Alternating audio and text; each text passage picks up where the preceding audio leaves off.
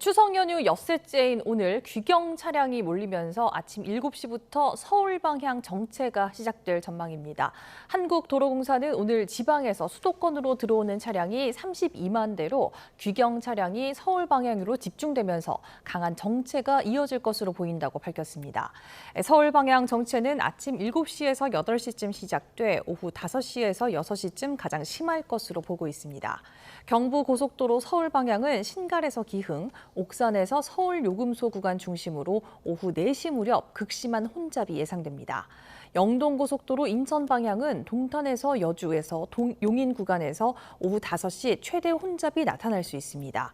도로공사는 연휴 마지막 날 서울 방향으로 차량이 몰리며 혼잡이 극심할 것으로 보고 교통 상황에 따라 출발 시간을 조정할 것을 당부했습니다. 추석 이튿날 서울역과 고속버스 터미널은 추석을 한아름 안고 돌아오는 귀경 행렬로 북적였습니다. 긴 추석 연휴도 어느덧 후반부에 접어들면서 아쉬움은 더 클 수밖에 없었습니다. 송재인 기자의 보도입니다. 이른 아침 서울역. 커다란 여행 가방을 끈 시민들이 우르르 열차에서 내려 발걸음을 옮깁니다. 저마다 하나씩 품에 안은 금빛 보따리들. 따뜻했던 고향의 온기를 조금이나마 챙겨왔습니다. 장어랑 돼지갈비랑 LA 갈비랑 뭐 이런 밑반찬들, 국이랑 이런 것들 좀 챙겨주셨어요. 확실히 쉬고 있어도 쉬는 시간은 안 갔으면 좋겠어요. 어느덧 연휴 절반이 지나면서 아쉬운 마음도 들지만 모처럼 가족과 만끽한 소중한 시간을 되새기며 마음을 달래봅니다. 울산 3박 4일 동안 가족들끼리 갔다 왔고요. 이번 연휴 때 소감은 처음부터 끝까지 너무 행복했다. 고속버스 터미널도 하나둘 일상으로 돌아갈 채비를 하는 귀경객들로 붐볐습니다. 남은 기간은 이제 와이프 장모님하고 장인어른과 함께 좀 시간을 일단 마저 보내고 금요일 날 이제 다시 일상으로 돌아갈 예정입니다. 할머니가 주신 샤인머스켓인데 대구에서는 이제 샤인머스켓이 싸다고 해서 집 가서 가족들이랑 다시 나눠 먹을 것 같아요. 전국 고속도로 역시 귀경 차량과 나들이 차량이 몰려 종일 혼잡이 이어진 가운데 오늘부터는 연휴 기간 면제됐던 고속도로 통행료도 다시 내야 합니다. YTN 송재인입니다. 어제 낮 일본 오키나와에서 승객 390여 명을 태우고 인천공항으로 향하던 진에어 여객기가 기체 결함으로 긴급 회항했습니다. 모처럼 긴 연휴를 맞아 해외여행을 떠났던 승객들은 12시간여 만에야 대체 항공편을 타고 귀국했습니다. 사건 사고 소식 이현정 기자입니다. 승객들이 황당한 표정으로 비행기에서 내립니다. 어제 낮 1시 반쯤 일본 오키나와에서 출발해 인천공항으로 향하던 진에어 여객기에서 이상함이 감지되기 시작했습니다. 바퀴가 땅에 닿을 때 사사사삭 흔들리는 그런 느낌이 있어가지고 제 동생이 옆에서 자다가 번떡 깼거든요. 두 차례 큰 소리와 함께 기체가 흔들린 끝에 항공사는 결국 회항 결정을 했고 승객 390여 명은 12시간여 동안 발이 묶이는 불편 끝에 새벽 1시 반쯤에서야 대체 항공편을 타고 귀국할 수 있었습니다. 진에어 측은 정확한 기체 결함 원인을 파악하겠다고 밝혔습니다. 경기 의정부의 한 주택에서 지병을 앓던 70대 어머니와 모친을 간호해온 50대 아들의 시신이 발견돼 경찰이 수사에 나섰습니다. 어머니 시신은 부패가 진행된 상태였는데 경찰은 외부 침입이나 외상 등 범죄 정황은 발견되지 않았다며 부검을 의뢰했다고 설명했습니다. 어제 저녁 7시쯤 경기 수원시 곡반정동에서는 전신주 변압기에 불이 났습니다. 인명피해는 없었지만 인근 주택 등 10여 채에 3시간 동안 전기가 끊기면서 주민들이 불편을 겪었습니다. 밖에서 펑펑하는 소리가 들려서 나는 뭐 아이들이 폭죽놀이 하나 이러고 봤더니 전신주에서 불꽃이 스파크가 튀기고. 한국전력은 변압기가 비바람에 의해 외부 물체와 접촉하며 고장난 것으로 보고 있습니다. YTN 이현정입니다. 어제 낮 1시 반쯤 전남 구례군 시암제 휴게소에서 SUV 차량이 주차장 울타리를 들이받고 산비탈로 추락했습니다. 이 사고로 운전자인 70대 남성과 함께 타고 있던 60대 여성이 찰과상 등을 입었는데 차량이 수풀에 걸려 멈추면서 크게 다치지는 않은 것으로 알려졌습니다. 경찰은 주차를 하다가 사고가 난 것으로 보고 정확한 경위를 조사하고 있습니다. 어제 저녁 7시쯤 전북 남원시 주천면에 있는 양계장에서 불이 나 1시간 반 만에 꺼졌습니다.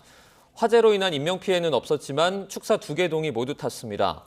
경찰과 소방당국은 폐쇄한 달개 숫자를 포함한 정확한 피해 규모와 화재 원인을 조사하고 있습니다.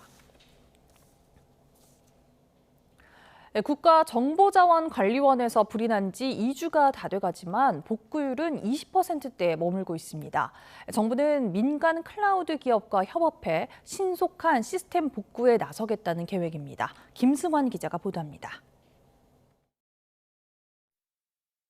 인터넷 우체국 홈페이지입니다. 현재 정상 이용은 가능하지만 신규 가입이 어렵고 기념우표 등 일부 상품을 살 수 없습니다. 공무원 시험 등에서 가산점이 부여되는 한국사 능력검정시험 홈페이지 역시 접속이 원활하지 않습니다. 지난달 26일 국가정보자원관리원 전산실 화재로 시스템 일부가 마비된 뒤 여전히 이용할 수 없는 서비스가 적지 않습니다. 전체 만여 개 공공서비스 가운데 이번 화재로 직접적인 영향을 받은 건 4% 정도에 불과하지만 생활에 밀접한 서비스들이 줄줄이 멈추면서 시민들이 체감하는 불편은 클 수밖에 없습니다. 연휴 기간 복구 작업이 이어졌지만 복구율은 20%대를 벗어나지 못하고 있습니다. 이번 7일간의 연휴를 정보 시스템 복구의 골든타임으로 삼아 비상한 각오로 복구의 속도를 높이도록 하겠습니다. 연휴에도 시스템 복구 진행 상황 등을 논의한 김민재 행안부 차관은 배구센터를 방문해 시스템 이전 준비 상황을 점검합니다.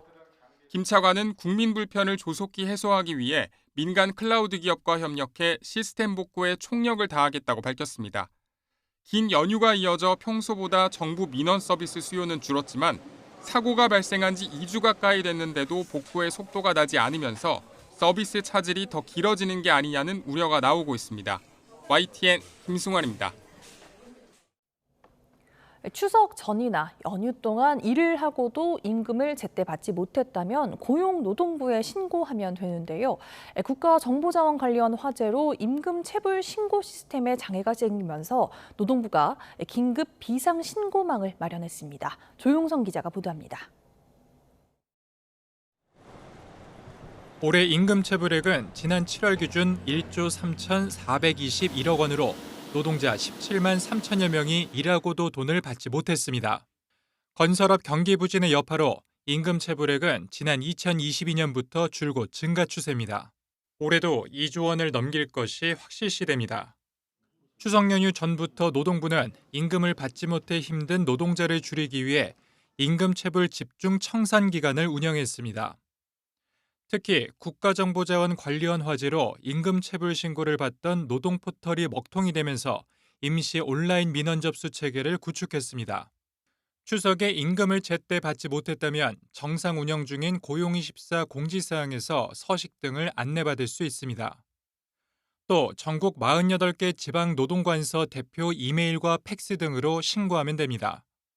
노동부는 임금 체불 신고와 산업안전보건법 위반 신고를 위해 긴급 비상연락망도 마련했습니다.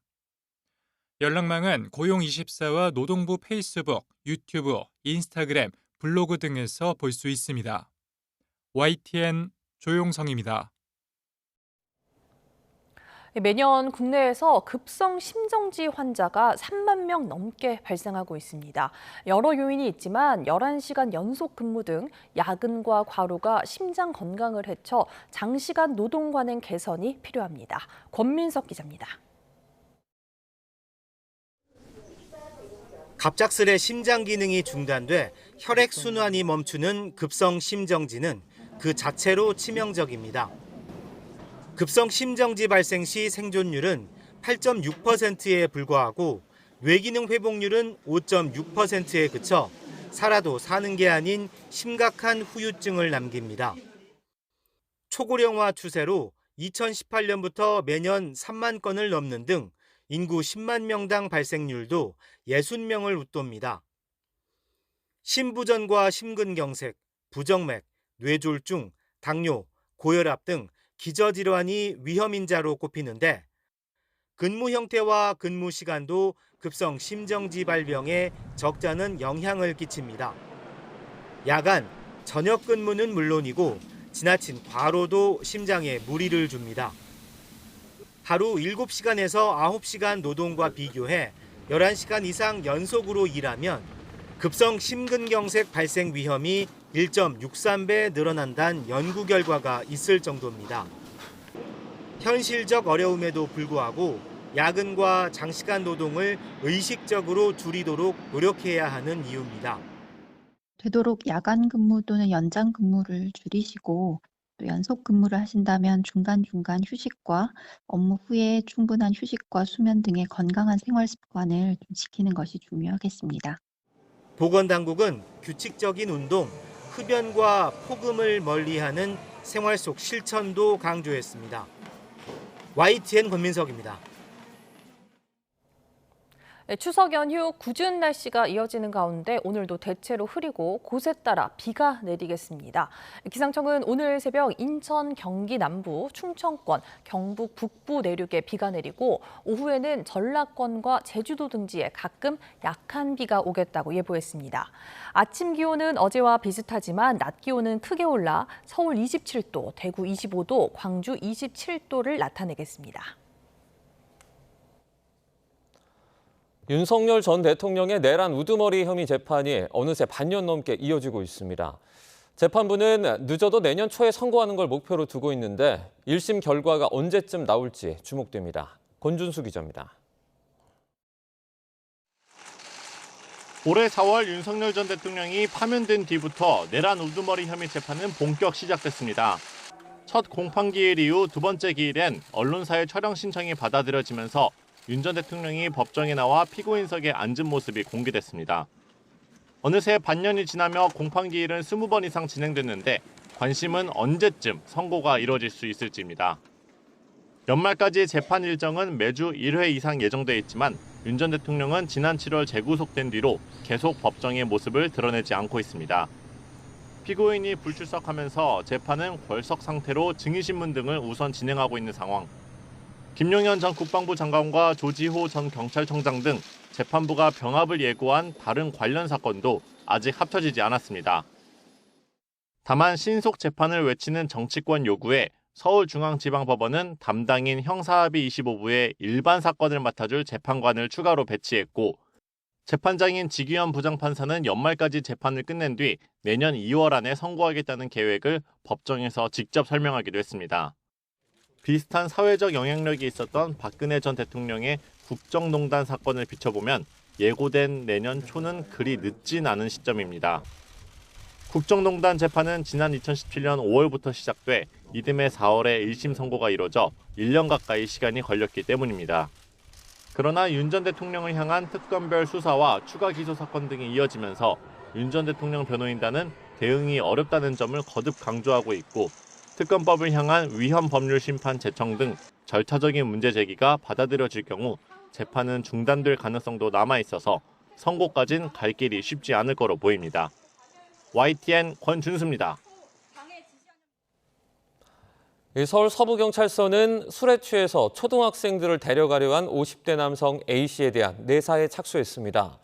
A씨는 지난 4일 낮 12시 반쯤 서울 은평구의 한 길거리에서 술에 취한 채 초등학교 남학생 2명에게 다가가 과자를 사줄 테니 편의점에 가자고 말한 것으로 조사됐습니다. 경찰은 피해 학생 부모의 신고를 접수한 뒤 300m 정도 떨어진 주택에서 A씨를 붙잡아 이미 동행했는데 A씨는 아이들이 귀여워서 편의점에 가자고 했다고 진술했습니다. 경찰은 자세한 사건 경위를 조사한 뒤 A씨를 미성년자 약취 유인 혐의로 입건할지 검토할 방침입니다. 서울 서대문구에서 벌어진 유괴미수 사건 등 최근 초등학생들을 대상으로 한 범죄가 잇따라 학부모들의 불안이 큰데요. 경찰이 전국 초등학교 6천여 곳에 인력을 투입해 순찰을 강화한 가운데 예방교육 강화 등 장기적인 대책이 필요하다는 목소리도 나오고 있습니다. 정현우 기자입니다. SUV 한 대가 도로가에 멈추자 옆을 지나던 초등학생들이 놀란 듯 불이 나게 도망갑니다. 차에 타고 있던 20대 남성 3명은 초등학생 4명을 유괴하려 한 혐의로 체포됐습니다. 혼자 보내려고 하는데 불안해요. 그것도 더 커도 불안할 것 같아요. 이런 일이 계속 반복된다면. 얼마 후 경기 광명에 있는 아파트에선 10대 남성이 8살 여자 초등학생 입을 막고 끌고 가려 한 혐의로 구속됐습니다. 피해자 따라가서 어떻게 하려고 했나요? 피해자한테 따로 하실 말씀 없으신가요? 대구에서는 60대 남성이 짜장면을 먹자며 여자 초등학생의 팔을 잡아끈 혐의로 체포되는 등 비슷한 사건은 끊이지 않았습니다. 불안하죠. 왜냐면 예전에 이런 유괴 사건이 굉장히 많았었잖아요. 지난 2021년부터 자료를 보면 미성년자를 상대로 한 약취 유인 시도는 매년 200건 정도 벌어지고 있습니다. 올해도 8월까지 170여 건으로 한 달에 20여 건꼴로 발생하는 겁니다.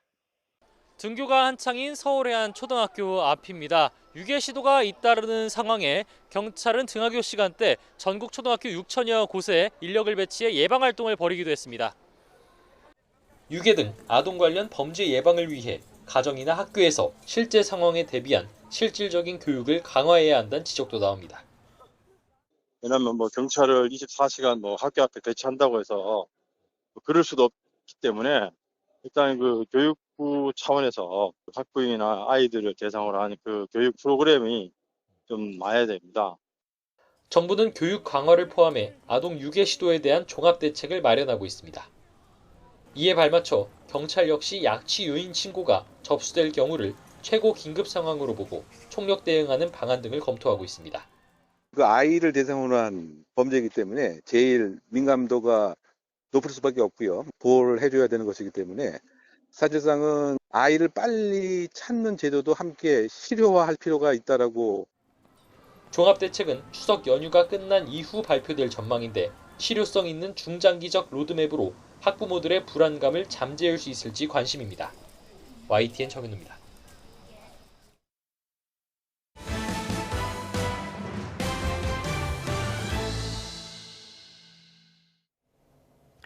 이스라엘과 팔레스타인 무장정파 하마스가 이집트에서 인질 석방과 휴전을 위한 협상을 재개했습니다. AP통신에 따르면 현지 시각 7일 오후 이집트 휴양지 샤르멜셰이크에서 이집트와 카타르 등의 중재로 양측의 간접 협상이 진행 중인데 도널드 트럼프 미국 대통령이 제안한 가자지구 평화 구상에 초점을 맞추고 있습니다. 이스라엘과 하마스 대표단 외에도 미국은 합의 도출을 위해 트럼프 대통령의 사위인 제러드 쿠슈너와 스티브 위트코프 특사를 이집트에 보냈습니다.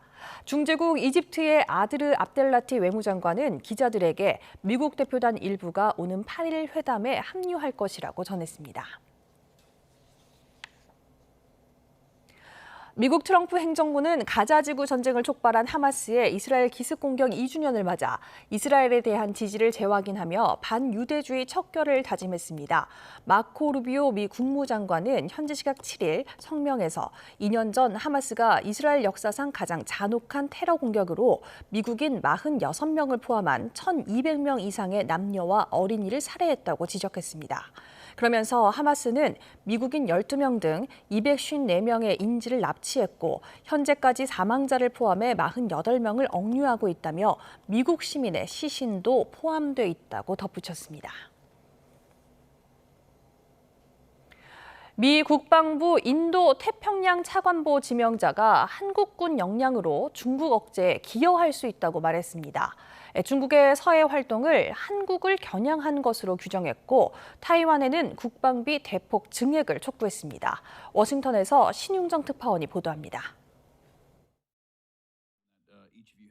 지난 6월 도널드 트럼프 미국 대통령은 한국계 존노 미 국방부 동아시아 담당 부차관보를 인도태평양 안보 담당 차관보로 지명했습니다. 미 연방상원군사위원회 인준청문회에 제출한 답변서에서 노 지명자는 한국은 대북 억제에 집중해야 하지만 대중국 억제에도 기여할 수 있는 역량이 있다고 밝혔습니다. 중국의 군사적 위협이 현실화할 경우 미군은 물론 한국군도 일정 부분 역할을 해야 한다는 점을 강조한 것으로 풀이됩니다. 이어 서해에서 중국의 활동은 한국을 위협하려는 목적으로 보인다며 한미 공조로 적절히 대응할 것이라고 밝혔습니다. 노 지명자는 청문회 현장에서도 지역 안보에 대한 동맹국의 역할을 강조했습니다.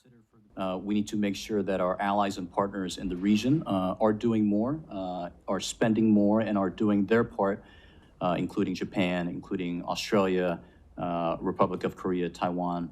노 지명자는 인도 태평양 지역에서 미국의 최우선 순위는 여전히 가장 심각한 위협으로 남아있는 중국 억제라고 강조했습니다. 곧 발표될 새 국가 방위 전략이 미 본토 방어를 강조해 중국 억지력이 약해질 수 있다는 우려를 해소하려는 의도로 풀이됩니다. I will be the biggest advocate to my leadership in the department to making sure that we have all the resources we need to strengthen deterrence in the Indo-Pacific. 새 국방 전략에는 중국의 타이완 무력 장악을 억제하기 위한 구체적 개입 방침이 포함될 것이란 전망이 나오고 있습니다. 여기에 유사시 주한미군의 이동 배치와 함께 한국군의 역할까지 담길 것인지 주목됩니다. 다만 트럼프 미국 대통령과 시진핑 중국 국가주석의 정상회담이 이달 말에 열리는 만큼 발표 시기와 세부 사항 등을 조율할 가능성도 남아 있습니다. 워싱턴에서 YTN 신윤정입니다. 미국 트럼프 행정부의 새 국방 전략을 담은 국가방위 전략서 NDS가 조만간 발표될 것으로 보입니다. 인도 태평양 지역에서 미국의 군사적 목표와 이에 따른 미군 운용 계획을 엿볼 수 있어 우리나라에도 적잖은 영향을 줄 전망입니다. 나혜인 기자입니다. 미 국방부가 정권마다 내놓는 국가방위 전략서는 미국의 안보 전략을 뒷받침하기 위한 군사적 목표와 이행 계획을 담은 최상위 지침입니다. 바이든 정부 때 발간된 2022년판은 미국 안보의 최대 위협으로 중국을 지목하며 북한은 이보다 2단계 낮은 지속적인 위협으로 분류했습니다. 트럼프 2기 행정부는 안보 분야에서도 미국 우선주의를 추구하고 있습니다. 우리나라 국방비를 늘려 북한의 위협에 스스로 대응하는 능력을 키우라고 압박하는 것도 이런 이유에서입니다. 3년 만에 발표될 새 국방 전략의 초점이 미국 본토 방어에 맞춰질 거란 관측은 그래서 나옵니다. While key allies in Asia spend less on defense in the face of an even more formidable threat, not to mention North Korea. 반면 미국에선 중국의 인태 지역 세력 확장을 견제하지 않으면 아예 패권국 지위를 잃게 될 거라고 우려하는 시선도 공존합니다. 어떤 쪽이든 우리로선 미국이 주한미군 규모와 역할 변화를 공식화할지가 관건입니다. 미국은 중국 견제를 위한 동맹의 역할을 강조하며 전략적 유연성이란 말로 주한미군 재배치를 시사해왔습니다. I think that there needs to be changes within USFK. That's my thoughts as a commander. And one of the things I think about is not about numbers at all. I think about capabilities. 우리 정부는 한미동맹의 현대화는 필요하다는 입장이지만 주한미군 감축엔 선을 긋고 있습니다. 미국이 주장하는 전략적 유연성은 우리 안보를 위태롭게 하지 않는 선에서만 발휘돼야 한다는 겁니다. 유연성을 좀 더 갖는 과정의 결과로 한반도의 안보가 더 위태로워지거나 주변 정세가 더 악화되거나 대립이 되지 않아야 한다.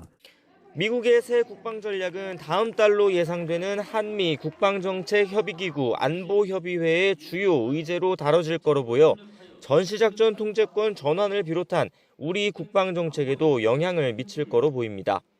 YTN 나인입니다. 미국에 이어서 유럽연합이 철강 관세를 50%로 높이며 수입 장벽을 강화하겠다는 방침을 공식화했습니다. 유럽을 최대 철강 수출 시장으로 둔 우리나라는 큰 타격이 불가피할 것으로 보입니다. 권준기 기자입니다. 유럽연합 EU 집행위원회가 새로운 철강 수입 규제안을 발표했습니다. 그동안 무관세로 수입하던 철강 할당량을 절반으로 줄이고 관세는 미국과 같은 50%로 2배 올린다고 밝혔습니다. Cut the tariff-free import quota by 47% from 33 million tons to 18.3 million tons. Introduce a prohibitive 50% out-of-quota tariff. 무역 장벽을 높이는 명분으로 유럽 철강 산업과 일자리 보호를 내세웠습니다. In 2024, 18,000 jobs were lost in the steel sector. That's too many, and we have to put a stop to that. 유럽은 트럼프 일기 때 미국 관세에 대응해 철강 산업 보호 방안인 세이프가드를 만들었는데 WTO 규정에 따라 내년 6월 강제 종료를 앞두고 더 강력한 조치를 들고 나온 겁니다. 시행 시기는 빠를수록 좋다며 조기 시행 의지를 드러냈습니다. 한국 수출에는 빨간불이 켜졌습니다. EU는 미국보다 한국 철강을 더 많이 사들이는 최대 수출 시장이기 때문입니다. 이미 무관세 할당량을 꽉 채우고 있는 만큼 치밀한 협상 전략이 필요해 보입니다. That the numbers could be different. It would be result of these bilateral negotiations. 미국의 철강 관세 인하를 요구하고 있는 EU는 새 규정안이 미국을 상대로 협상 지렛대가 될 거란 기대감도 내비쳤습니다. YTN 권중입니다. 미국 연방정부 셧다운과 프랑스 정치 위기 등으로 투자자들의 안전자산 선호 심리가 강해지면서 금값이 다시 사상 최고치를 기록했습니다. 블룸버그 통신에 따르면 미 동부시간 7일 오전 11시 30분 기준 12월 인도분 미국 금선물 가격은 트로이 온스당 4,013.1달러를 기록했습니다. 금 선물 가격이 4,000달러를 넘어선 것은 이번이 처음으로 올해 들어서 50% 이상 올랐습니다. 다른 귀금속 가격 역시 상승세를 보이면서 은도 연초 대비 약 60% 오른 트로이 온스당 48달러 수준에서 거래됐습니다. 추석 연휴 전날 코스피가 3,550대에 올라서며 새 정부 출범 이후 넉 달 만에 무려 30% 가까운 상승률을 기록했습니다. 우리 증시의 큰 축인 대형 반도체주들의 선방이 컸는데요. 추석 연휴 뒤에도 상승 랠리는 이어질까요? 손효정 기자가 정리해봤습니다. 코스피의 고공행진은 지난 6월 새 정부 출범과 발맞춰 시작됐습니다. 정치적 불확실성이 걷히고 코스피 5천 시대 공약의 기대감이 커지면서 외국인 자금이 쏟아져 들어왔습니다. 국정국 경제 형성이다 이런 얘기 나오게 하면 저는 주식시장이 상당히 빨리 좀 정상화될 수 있을 것 같습니다. 2,700선에서 출발한 코스피는 상법 개정 등 정책 호재를 거치며 허니문 랠리를 이어갔습니다. 3년 반 만에 3,000포인트를 돌파한 뒤 연고점을 기록했습니다. 하지만 정부의 세제 개편안 발표와 미국과의 무역 협상이 상승장에 제동을 걸었습니다. 양도소득세 부과 우려와 관세 불확실성이 겹치며 지수는 한 달 동안 3,100에서 3,200포인트 박스권에 갇혔습니다. 결국 정부가 백기를 들고서야 오름세가 재개됐습니다. 자본시장 활성화에 대한 국민적 열망과 함께 대주주 기준 유지가 필요하다는 당의 입장 등을 종합적으로 고려하여 대주주 기준을 50억 원으로. 여기에 인공지능과 글로벌 반도체 업황 호재로 우리 대형 반도체 주식에 매수세가 몰렸습니다.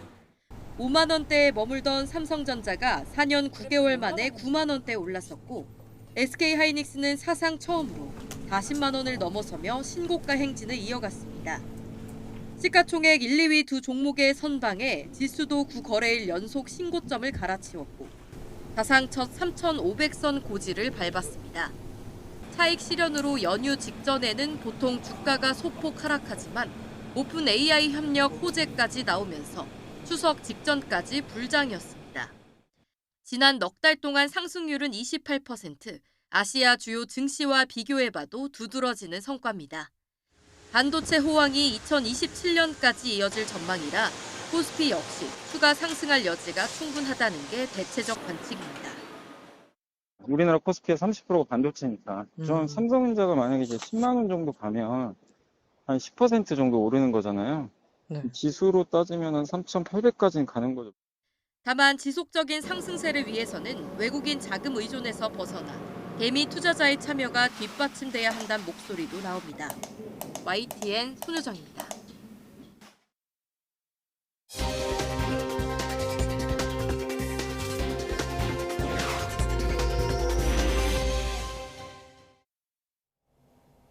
아동학대와 가정폭력 피해자를 보호하기 위한 보호명령 처리 건수는 줄고 있지만 법원에서의 처분을 결정하는 시간은 오히려 늘고 있는 것으로 나타났습니다.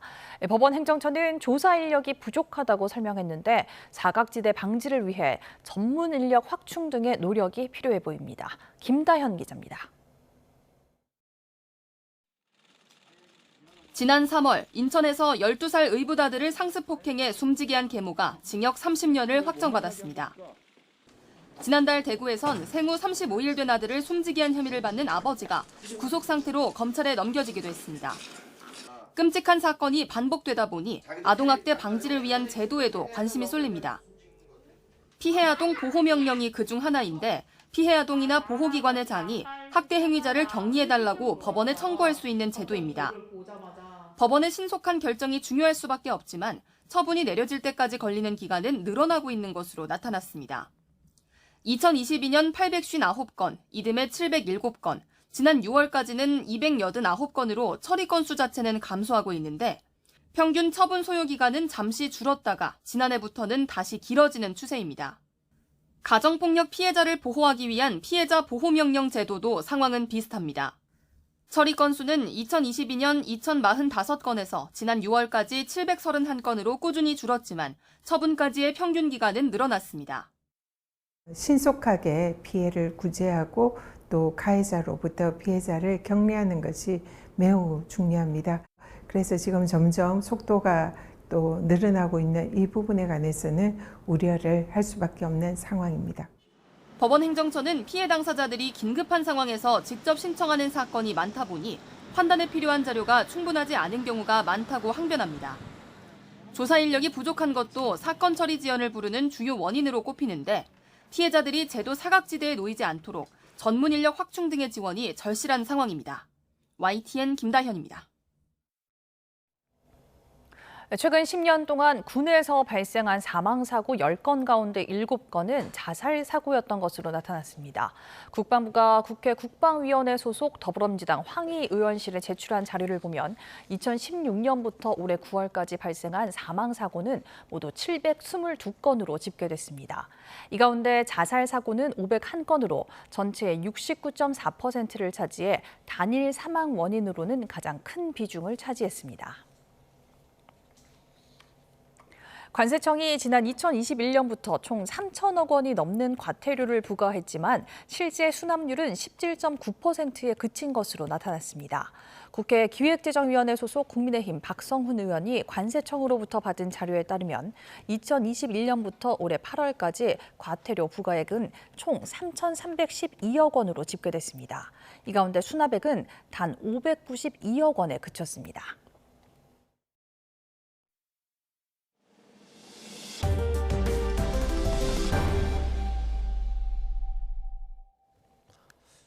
올봄과 여름의 기상현상을 바탕으로 기후위기의 심각성을 분석한 연속보도 6번째입니다. 최근에 정부 보고서에는 기후위기를 넘어서 재난시대로 접어들었다고 명시하면서 적극적인 온실가스 감축 대책이 없으면 재난이 폭증할 것이란 경고까지 담겼습니다. 기후재난 시대의 현실과 미래, 정혜윤 기자가 분석했습니다. 우리나라에서 가장 뚜렷한 변화를 보이는 계절은 여름입니다. 일찍 시작해 늦게까지 이어지고 복합적인 기상재난도 매년 다르게 발생합니다. 특히 습도가 높아져 불볕더위보다 찜통더위의 특징이 더 뚜렷해졌습니다.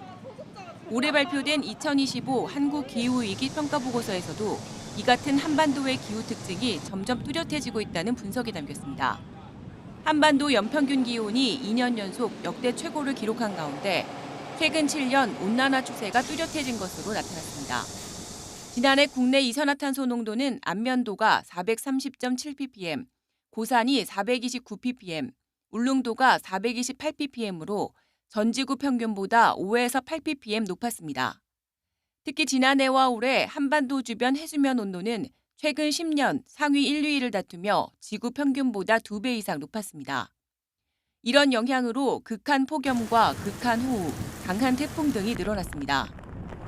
극한 재난을 몰고 오는 복합 재난 요소들이 동시에 증가하는 것 역시 특징입니다.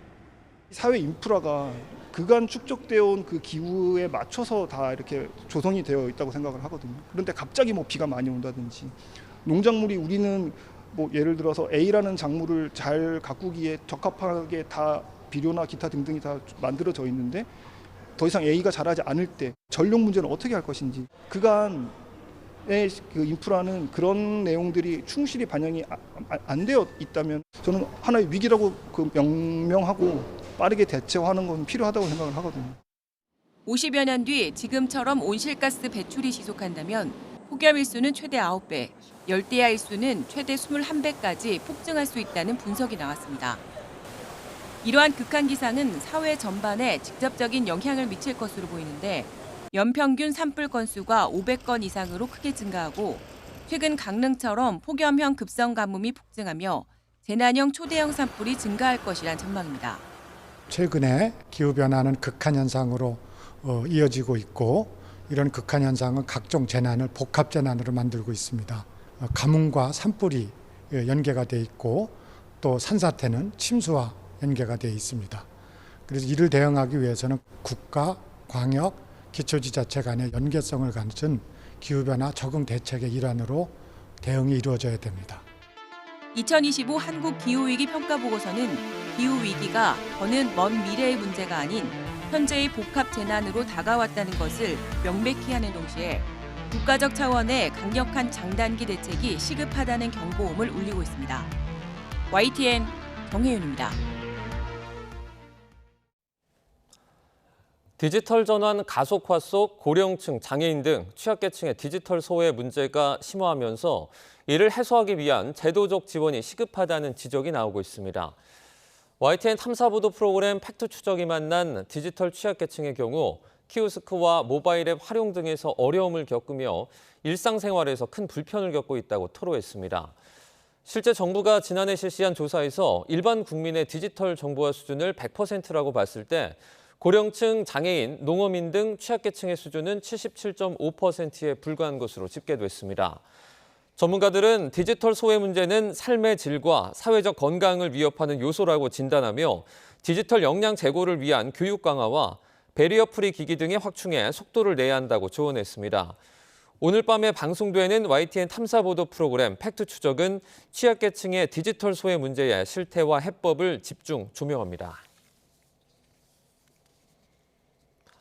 덴마크가 15세 미만은 소셜미디어, SNS 사용을 금지하는 법안을 추진하기로 했습니다. 메테 프레데릭센 덴마크 총리는 현지 시간 7일 의회 개원 연설에서 휴대전화와 SNS가 우리 자녀들의 어린 시절을 빼앗고 있다며 이렇게 예고했습니다.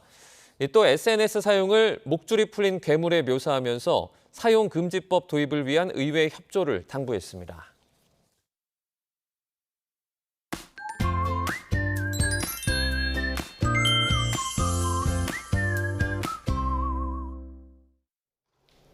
연휴 내내 비를 뿌리던 구름이 많이 물러갔습니다. 오늘은 곳곳에 산발적으로 약한 비가 지나겠는데요. 이 수도권을 제외한 전국에 5에서 20mm 정도의 비가 예상되고 있습니다. 양은 많지 않지만 귀경길 미끄럼 사고 조심하셔야겠습니다. 오후부터는 바닷길도 어렵겠습니다. 동해상과 남해상에는 풍랑 예비특보가 내려진 가운데 물결이 최고 4m로 높게 일겠다는 예보인데요. 배편 이용하신다면 미리 운항 정보를 확인해 주셔야겠습니다. 최근 중부지방에서는 한낮에도 공기가 서늘했는데요. 오늘은 낮 동안 덥다 싶기도 하겠습니다. 특히 서울은 하루 만에 기온이 7도가량 껑충 올라가겠는데요. 그 밖의 지역 낮 기온도 살펴보면 전주가 28도, 부산은 27도까지 올라가겠습니다. 한글날인 내일은 간만에 하늘이 맑겠습니다. 영동과 제주도에만 약한 비가 지나겠는데요. 다만 수도권과 강원에는 모레 밤부터 비가 시작이 되겠고 다음 주에는 전국으로 확대하겠습니다. 날씨였습니다. 이상으로 뉴스타트 3부 마칩니다. 시청해주신 여러분 고맙습니다.